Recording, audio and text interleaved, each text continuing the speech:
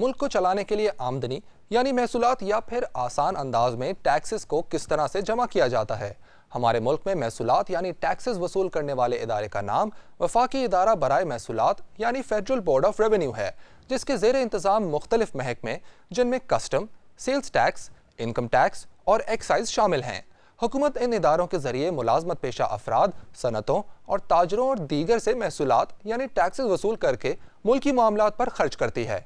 आइए एक नज़र डालते हैं कि गुज़श्ता चंद सालों में वफाकी इदारा बराए महसूलात यानी फेडरल बोर्ड ऑफ रेवेन्यू ने कितनी मालियत के टैक्सेस वसूल किए।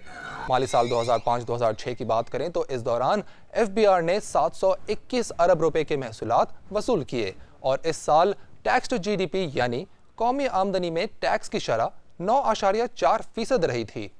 माली साल 2006-2007 की भी बात की जाए तो इसमें 823 अरब रुपए के महसूलात वसूल किए गए और यहाँ टैक्स टू GDP की शरह बढ़कर 9.7% हो गई।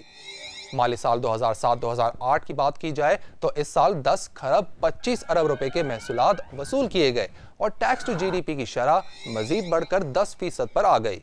जबकि साल 2008-2009 की बात की जाए तो इस दौरान 12 खरब 50 अरब रुपए के महसूलात वसूल किए गए, जबकि टैक्स टू GDP की शरह 0.5% कमी के बाद 9.5% हो गई। मुल्क में टैक्स की मजमूई मालियत में तो इजाफा होता रहा है, लेकिन मुल्क की मजमूई आमदनी के एतबार से टैक्स की शरह में कमी होनी शुरू हो गई।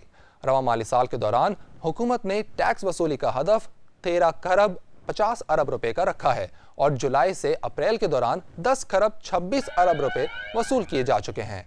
हुकूमत आइंदा माली साल 2010-2011 के लिए महसूलात की वसूली का हदफ 16 खरब 50 अरब रुपए रखने का इरादा रखती है, जो FBR के लिए एक मुश्किल तरीन हदफ तो होगा, लेकिन 17 करोड़ अवाम को बैरूनी कर्जों की जंजीरों से निकालने के लिए इसका हुसूल बहुत ज़रूरी है।